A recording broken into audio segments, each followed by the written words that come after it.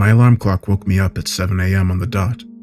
I dragged myself out of bed, brushed my teeth, showered and dressed, ate my breakfast, and caught the bus to work. My day in the office was equally uninteresting, consisting of hours of number crunching, support calls, frustrating meetings with middle management, and catching up with the gossip during my lunch break. It was only after I left the office when I had a strange feeling that I couldn't explain. As soon as I walked out of the front entrance, I experienced a cold chill, like someone had walked over my grave. I don't know how, but part of me knew that something very significant had changed. It was like some malevolent being had reached inside me and ripped out a piece of my soul, and there was nothing I could do about it. 2 incidents took place on my way home from work, which would later prove significant. The first was when I encountered a homeless man on the sidewalk on my way to the bus stop.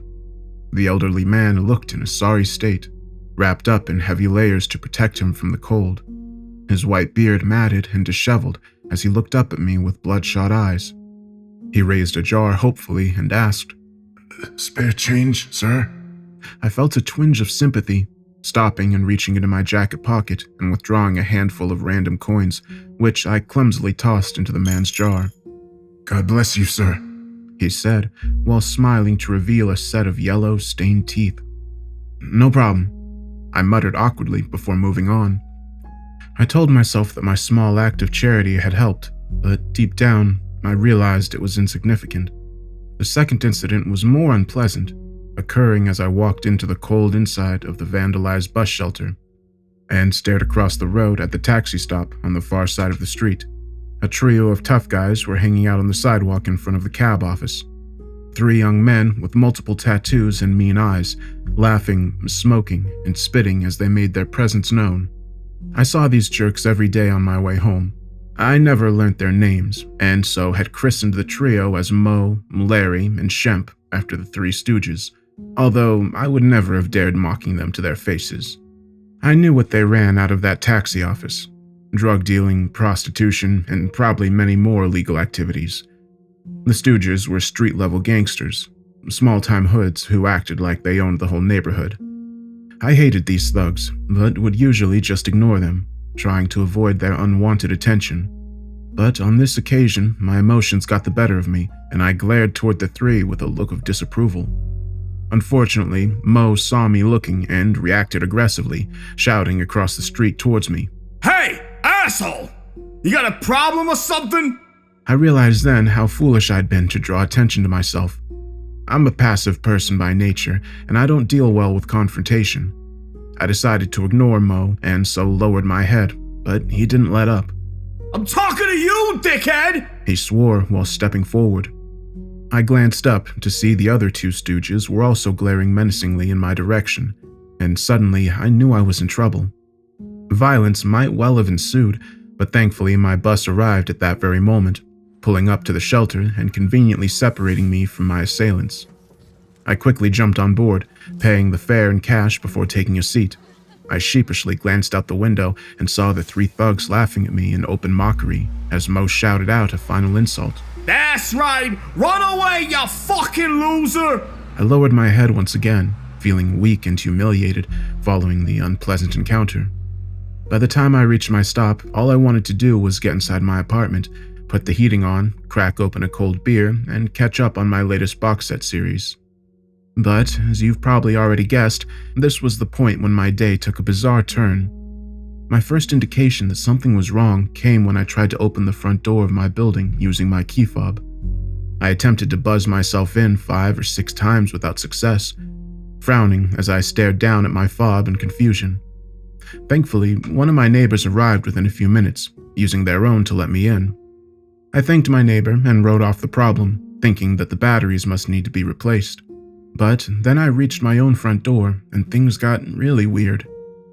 Once again, my fob didn't work, so I pulled out my key, attempting to insert it into the lock, only to discover that it didn't fit. I was dumbstruck, staring at the door number to confirm that this was indeed my apartment. My tired brain attempted to make sense of it. At first, I wondered whether my landlord had evicted me and changed the locks, but I was up to date with my rent and had never had any problems with him before, so this explanation didn't make much sense. I was still considering my predicament when I heard movement from inside my apartment as someone started to open the door. The intruder kept the door secured on the latch, but opened it wide enough for me to see inside, and when I cast eyes upon my intruder's face, my heart froze, because I was face to face with me. The man on the far side of the door was my double, with my eyes, my hair, and my face. Virtually everything about him was identical to me. It was like looking into a mirror. Instinctively, I recoiled in shocked horror, retreating from the door but finding myself unable to divert my gaze. I was speechless, and so it was left to my doppelganger to break the silence. Hello? Can I help you?" he asked politely, speaking in a voice which was chillingly similar to my own. I noticed how calmly he spoke and was astonished that he didn't seem at all fazed by this surreal encounter.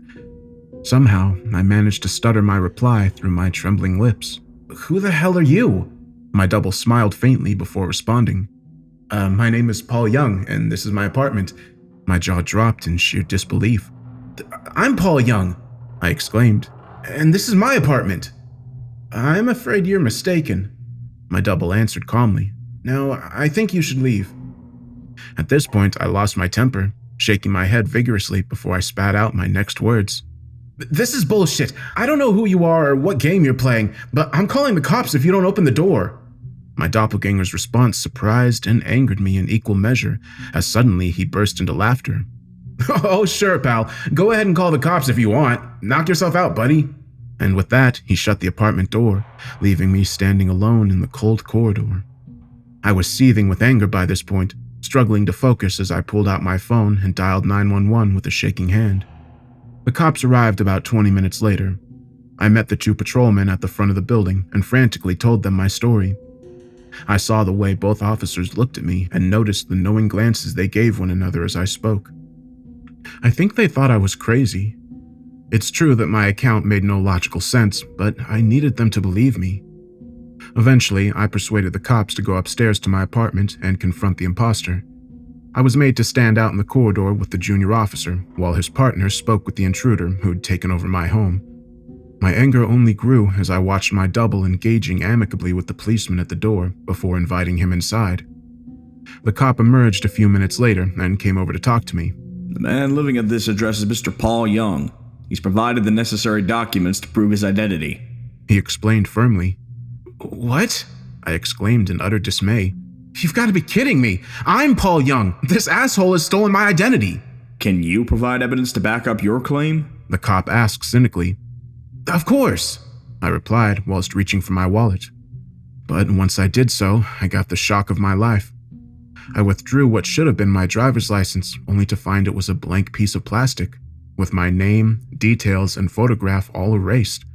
I started to panic as I pulled my wallet apart, withdrawing bank cards, my work pass, and even my gym membership, but everything was wiped out, my entire identity erased as if by magic. I looked up at the officers in astonishment, not knowing how to explain. I don't understand." I stuttered nervously. This doesn't make any sense."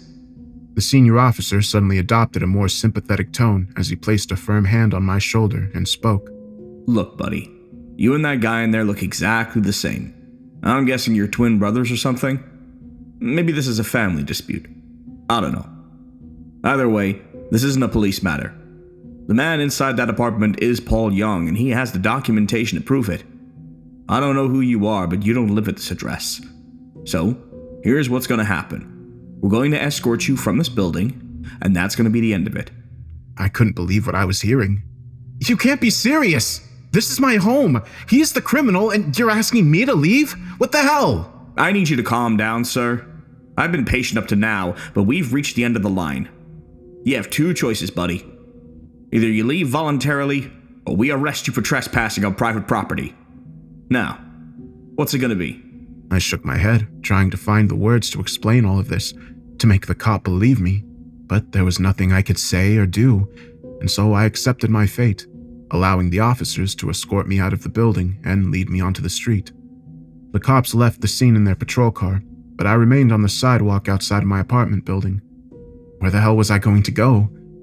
I came up with a new plan. Taking out my phone, thinking I could call someone who could help, My parents lived in a different state, but surely they'd be able to confirm I was their son. In the meantime, I had friends in the city who I thought would let me stay with them until this was all sorted out. But when I tried to unlock my device, I couldn't. Facial recognition no longer worked, and it wouldn't accept my PIN number. I had reached the end of my tether as I looked up into the night sky and screamed my lungs out. I thought things couldn't get any worse, but in that moment, the heavens opened up and I was soon drenched with cold rain. "Hey, loser, up here!" I recognized the voice calling out to me. My voice. Looking upwards, I saw my double shouting down at me from my bedroom window. I hated this guy so much, but was powerless against him. "Why are you doing this to me?" "I'll tell you what, Paul. Why don't you come up here and I'll explain everything. How does that sound?" I didn't trust the bastard and knew he was likely dangerous, but the way I saw it, I had no better options. And besides, I had a final trump card which I hoped would turn the tables on the imposter. 5 minutes later, I was back at my front door, except this time my doppelganger let me inside. He was a cool customer, I'll give him that. The other Paul Young obviously didn't see me as a threat, although I planned to prove him wrong. "Nice place you got here," he said sarcastically while surveying my small one-bedroom apartment. "You haven't given me much to work with, Paul, but I'll make do."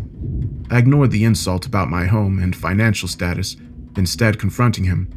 "So you admit that I'm Paul and this is my home? So you lied to the cops?" He shrugged his shoulders dismissively before answering. "In a manner of speaking, but the truth is rather more complicated." I looked my double in the eye, examining him carefully for the first time. True, he looked almost identical to me, but there were some subtle differences. He was clean-shaven, while I sported a day's worth of stubble. His hair was different too, short and slicked back with gel, whilst mine was long and untidy. And even though his eyes were the same color as mine, they seemed to have more spark to them. His mannerisms weren't the same as mine either. Somehow, he seemed more confident, more arrogant perhaps, swaggering around my apartment while looking down his nose at me. I'd had enough of this, as my pent-up rage built up and I formulated a plan. "I need to get something from my bedroom," I said while carefully controlling my voice. "Is that cool?" My double's grin widened before he answered. "Oh, sure thing, Paul. You're not looking for this, by any chance?" A second later, he pulled a gun from his waistband and pointed it directly at my chest. I backed off fearfully, raising my hands in surrender. How did you know?" I sputtered. My double laughed once again. "Come on, Paul. The safe in the back of your closet, the code is our birthday. Seriously? Now, stop screwing around and take a seat so we can talk." He motioned the gun towards the couch, and I obeyed his order, taking a seat as I looked down the barrel of my stolen revolver. I'm not a big guy, but I live in a bad neighborhood, so I bought a .38 revolver for self-protection. But the weapon had remained untouched in my safe, as I'd never had cause to use it. But now, the gun was in the hands of my doppelganger, who was holding me hostage inside of my own apartment. "Relax, buddy," he said with a cruel smirk. "I don't intend to kill you. I'm just taking precautions for my own safety." He lowered the gun, making me feel just a little more at ease. "I don't understand. Who are you?" The other Paul rolled his eyes in frustration. "Don't you get it? I'm you. An alternate version of Paul Young from another dimension. Is it really that hard to understand? Real Twilight Zone shit, my friend." I shook my head vigorously, refusing to believe what I was hearing. No, that's not possible. This can't be happening," I muttered. The other me shrugged his shoulders once again before answering. Believe me or don't. It makes no difference to me, buddy." I took a deep breath, meeting my double's gaze as I tried to make sense of this madness. "Okay, let's say I believe you. Then why are you here, and what do you want from me?" "I don't want anything from you, Paul. I'm merely here to deliver a message. To keep the chain going, so to speak. Your time in this dimension is over. If you want to survive, you'll want to follow my instructions." I was very much freaked out and had so many questions, and so I asked the most obvious one without thinking. "What do you mean my time is over?" My doppelganger sighed aloud, and it seemed like he was losing patience with me. "Alright, listen. I was in the same boat as you not so long ago. There I was, minding my own business and living my life. Then one day, I came home to find somebody else living in my house, and guess what? He looked just like me. I raised an eyebrow in surprise before the other me responded. Yeah, that's right, Paul. I've been in the exact same position as you, and I had to follow the rules to survive and make it here. Now it's your turn, buddy. But this is my home. This is where I belong. Not anymore. Your keys don't work, and your IDs have been wiped, and you can't access your phone, isn't that right? I nodded my head meekly to confirm. Well, that's just the beginning, and things will move quickly from here on in. All evidence of your existence is being erased from this universe. There can't be two Paul Youngs in the same dimension for long, you see, he said briefly, the tone of his voice becoming more serious as he spoke his next words. You have until midnight, buddy, then it's game over. An icy chill ran through my entire body as I tried to comprehend this terrifying threat to my very existence. What happens at midnight? I muttered fearfully. Do I just disappear? I saw a fear enter the other me's eyes before he answered. You'll cease to exist in this universe.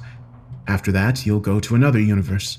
I don't know all the details, but I did get a glimpse of what awaits the versions of us who fail in their mission, and believe me, buddy, it's not good. My brain was running at 100 miles per hour at this point.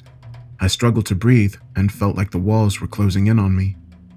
I still couldn't believe any of this was real. But there must be a way out, I pleaded. You survived, so I can too, right? Sure, he confirmed with a nod. I'm going to help you with the ritual, just like the last guy helped me out, but you need to do your part, Paul, and it's not going to be easy. Who's doing this to us? I demanded. And what the hell do they want with us? I don't know for certain, my double answered, and neither did the guy before me. I guess that knowledge got lost somewhere down the line. My guess is one of the versions of us made a deal with some unsavory, interdimensional demonic beings, and now we're all paying the price. As for why they're doing this, I reckon they just like messing with us little people. It's just a game to them, you see. They make the rules, and we have to follow them. That's just the way it is.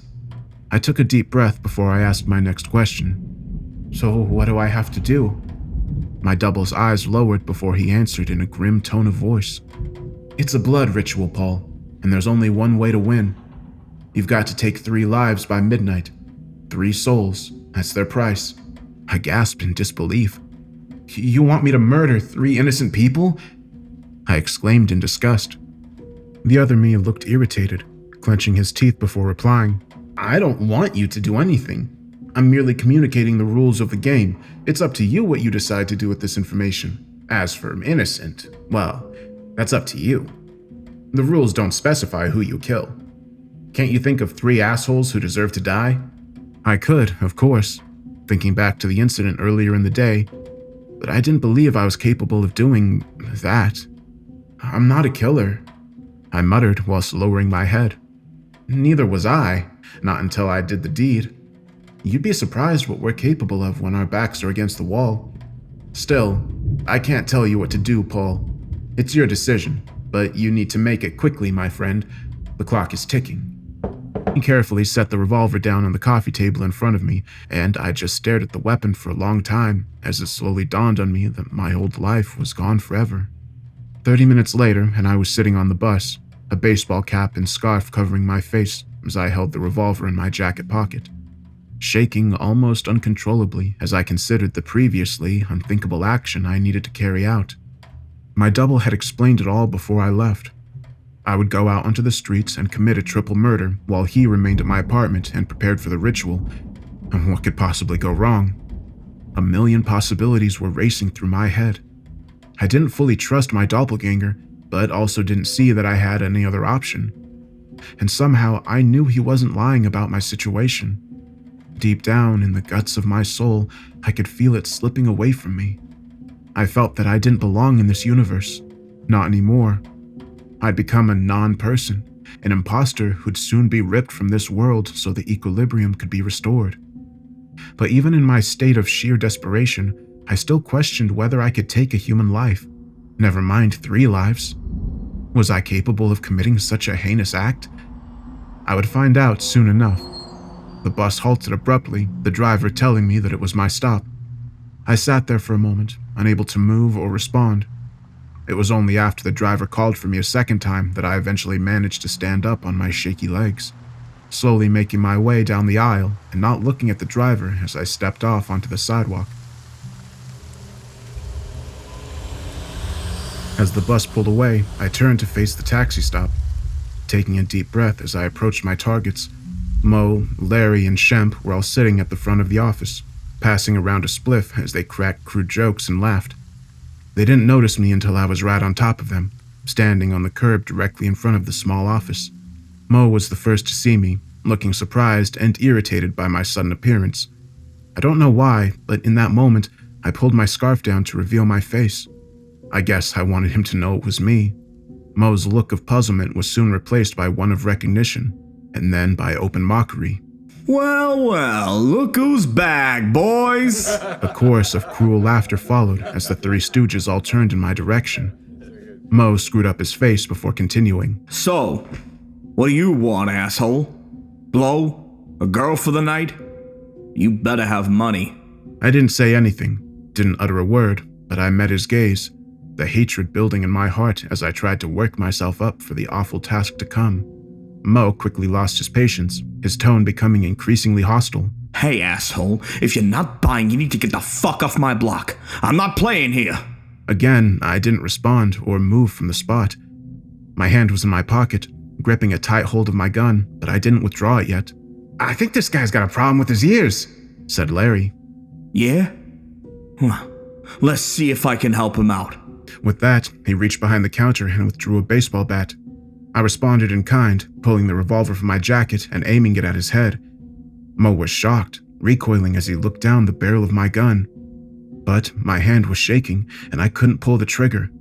Mo saw my hesitation, his fear turning to fury as he lifted the bat and snarled.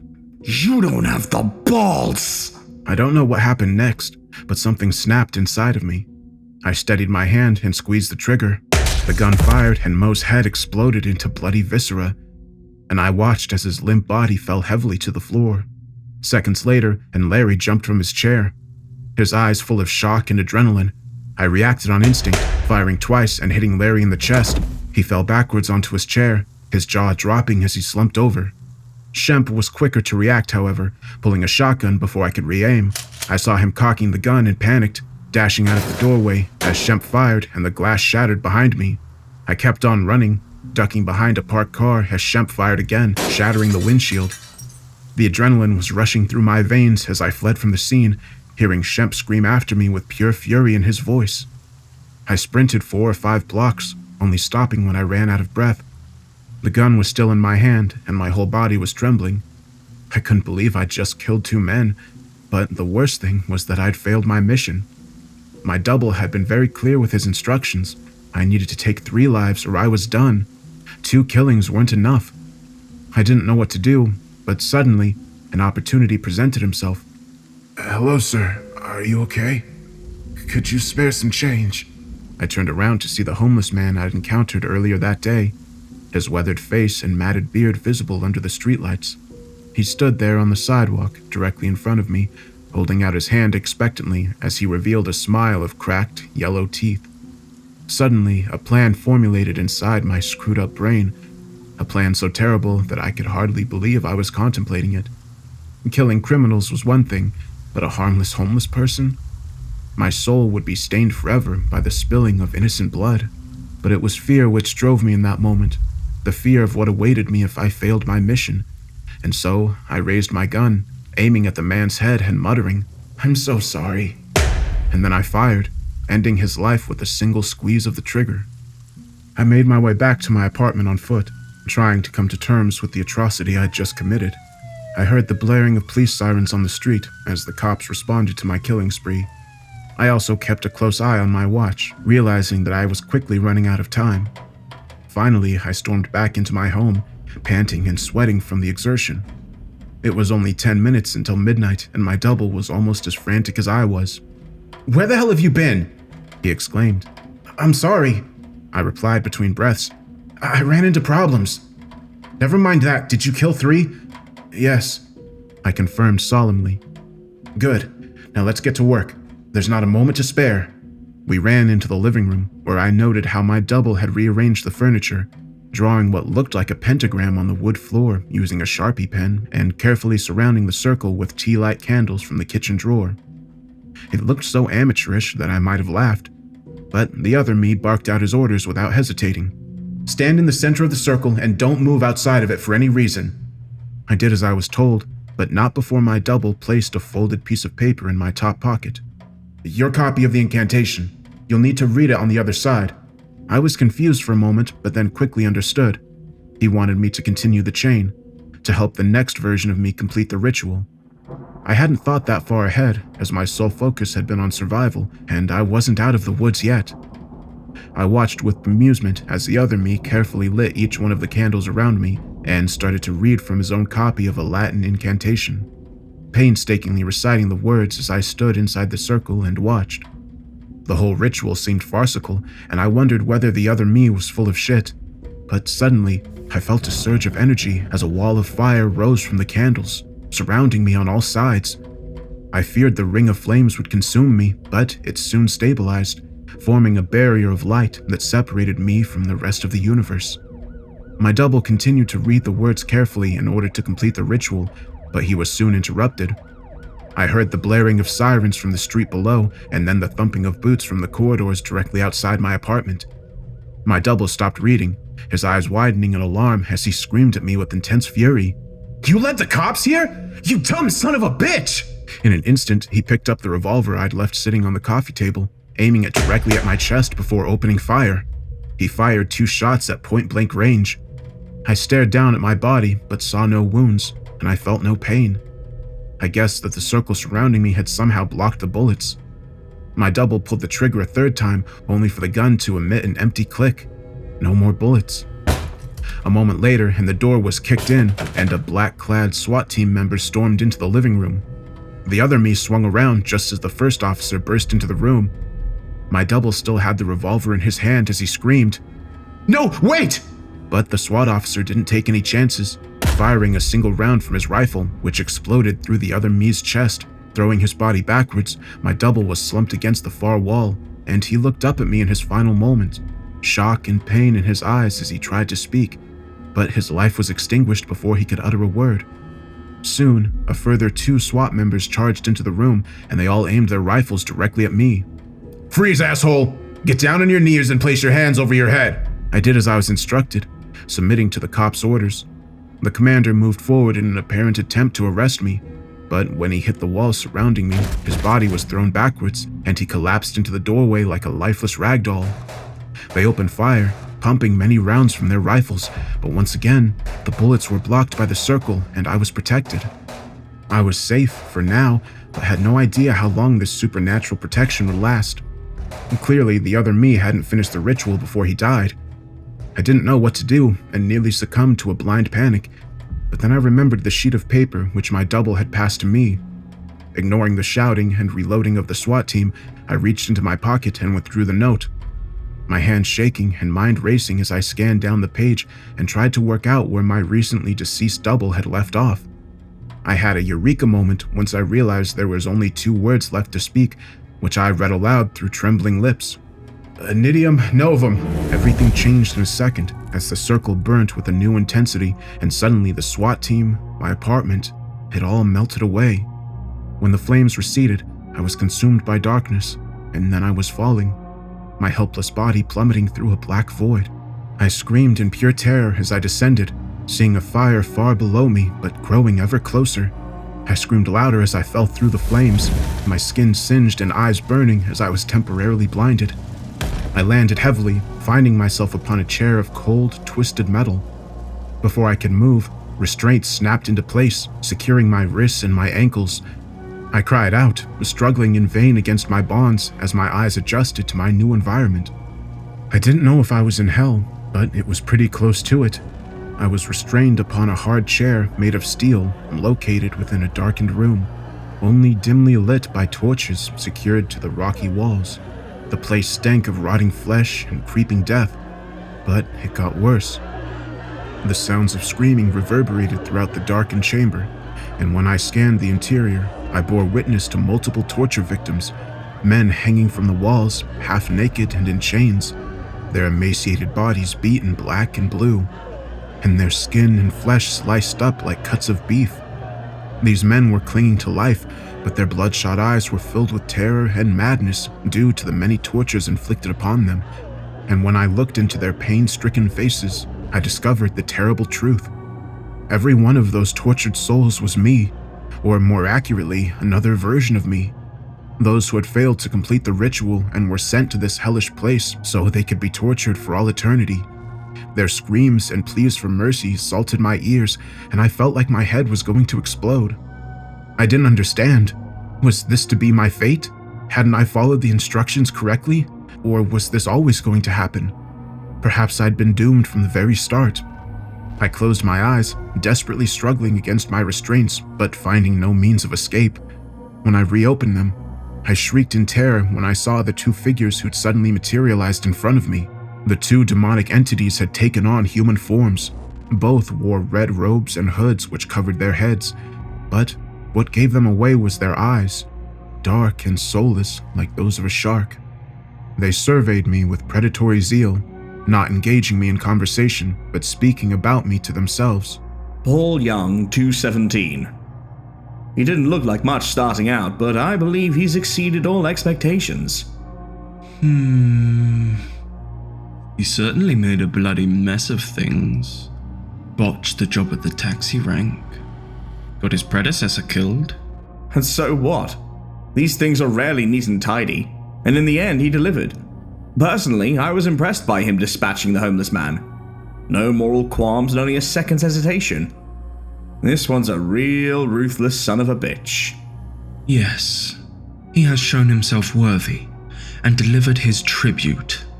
We must fulfill our part of the deal and send him on his way. He clicked his fingers, and a second later, I was engulfed by a blinding light. The screaming faded, and I was taken from that hellscape, my body and soul thrown into the void between the dimensions. I woke up in a strange place, rising from a king-size bed in a large and well-furnished bedroom. I sat up slowly, my head still spinning as I tried to come to terms with the madness I'd been through.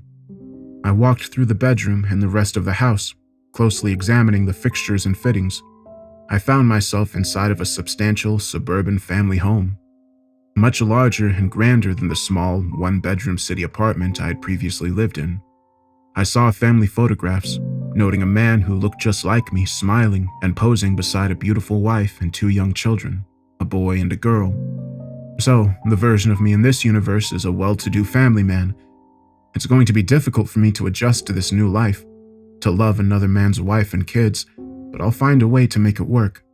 I've come too far and done too much to give up now. As I write this account, I can see a car pulling into the driveway outside. A man has gotten out of the vehicle and he looks just like me. He's struggling with his keys, trying to make them fit into the lock.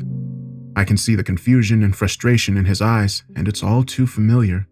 Next, he'll try his phone, but will have no luck either. I'm preparing myself for the difficult encounter to follow. If this version of Brian Young is anything like me, then he won't believe a word of my story. Not at first, anyway. But I have this job to do, this message to convey. I'll need to be smarter than my predecessor and protect myself from blowback, but when it comes down to it, I'll be there to read the words and complete the ritual. The chain will continue and the demons will be satisfied, and when my final task is done, I'll do my best to settle down into my new life. There's blood on my hands, but my new family will never know who I really am or what I did to get here. I will carry this terrible secret with me to my grave and pray that I never return to that torture chamber in the pits of hell. Now, if you'll excuse me, I need to answer the door.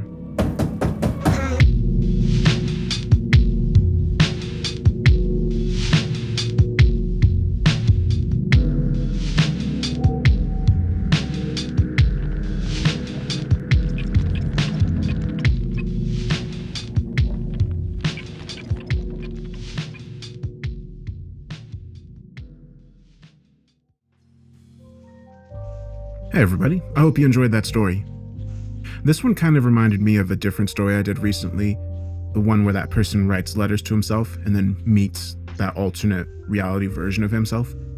Really, the only similarity is that, he has like a doppelganger, but I really like the concept of other dimensional versions of yourself interacting with you. I thought this concept was pretty interesting, how one of the versions of them had done something and now all of them across all of the multiverses were being affected. Perhaps it's something where one version of them agreed to sacrifice their own soul and the souls of all the other versions of him, and I'd love to hear what your theories are on it. Also, I've been doing some more shorts lately, so if you've been enjoying those, let me know and I'll keep uploading them. Also, I was thinking about bringing back the compilation videos where I combine a bunch of stories based on their theme, kind of like I did with that one called The Things in the Woods, and that was all just nature stories. If you like that idea, let me know. I know that some of you put on these stories to sleep, and I was thinking maybe a longer compilation video might help for that. And that's pretty much all I wanted to say. After this video, I'll be in the comments like I normally am. I hope your holidays are going well, and I hope you have a great day.